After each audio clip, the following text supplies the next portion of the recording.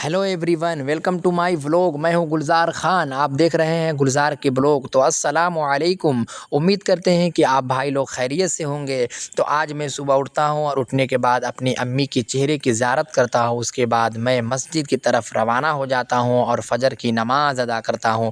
नमाज़ पढ़ने के बाद मैं कुरान पाक की तिलावत करता हूं। फिर मैं मस्जिद से बाहर आता हूं तो काफ़ी उजाले हो गए थे और ये देख सकते हैं मस्जिद में ये लीची का पेड़ मौजूद है और यहाँ के फ़र्श वगैरह बहुत ही शानदार है, संगे मरमर के पत्थर लगी हुई है।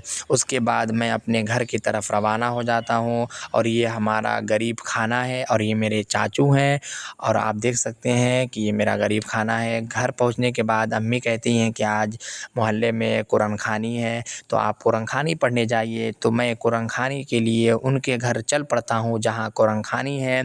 तो ये कुरान खानी कैसा था, जुमे के दिन मेरे मोहल्ले में एक बड़े ही बुज़ुर्ग हस्ती थे, लालमैन मुमताज़ साहब, जिनका इंतकाल हो गया था। तो मैं इंतकाल में शामिल ना हो पाया, लेकिन उनके फ़ातिहा में मैं शामिल हो गया। और ये मदरसे के बच्चे भी मदरसे से आए हुए थे, जो कि मदरसे के बच्चे ही कुरान खानी में ज़्यादातर नज़र आते हैं।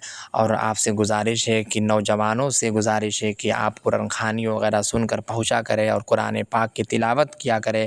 चूँकि आप कहते हैं कि मुझे वक्त नहीं मिलता है कुरान पढ़ने के लिए, तो जब कुरान खानी को सुने तो उस वक्त आप अपनी कीमती वक्त निकालें और उसी बहाने कुरान खानी में कुरान पाक की तिलावत कर लिया करें।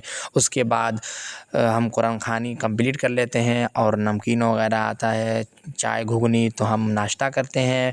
उसके बाद फ़ातिहा के लिए जलेबी लाया जाता है तो हम फ़ातिहा देते हैं और फ़ातिहा देने के बाद हम मीठा भी खाते हैं। उसके बाद हम अपने ममानी के घर की तरफ रुजू हो जाते हैं। तो मेरी बड़ी बहन बिरयानी खा रही थी और अपने हाथ से मुझे भी खिलाती हैं। ये गांव में आपको देखने के लिए मिलता है कि बहन कितने ही बड़ी हो जाए और भाई कितना ही बड़ा हो जाए, लेकिन बड़ी बहन के नज़र में भाई छोटा ही रहता है। ये गांव की मोहब्बत, ये बहनों की मोहब्बत है जो आपको नज़र आता है गांव में। उसके बाद यहाँ फ़ातिहा का खाना वगैरह मदरसे के बच्चों के लिए तैयार किया जा रहा था और ये जो खाना बना रहे थे हमारे यासीन बावर्ची साहब, जो कि मेरे गांव के बगल में एक महेशपुर गांव है, वहाँ के रहने वाले हैं और बड़े ही लजीज खाना बनाते हैं और बड़े फेमस आदमी हैं। उसके बाद हम और मेरे मामा के लड़के बकरी लेकर निकल जाते हैं उसको कुछ खिलाने पिलाने के लिए। चूँकि ये बेजानवर हैं, ये जानवर बोलते नहीं हैं और जब आप अपने घरों में जानवर वगैरह रखा करें तो उनका ख्याल किया करें। आप तो 3 टाइम खाना खा लेते हैं लेकिन इन जानवरों का ख्याल नहीं करते हैं। और बकरी चराना मेरे हुजूर की सुन्नत है, हज़रत मुआविया रज़ियल्लाहु ताला अन्हु सुन्नत है।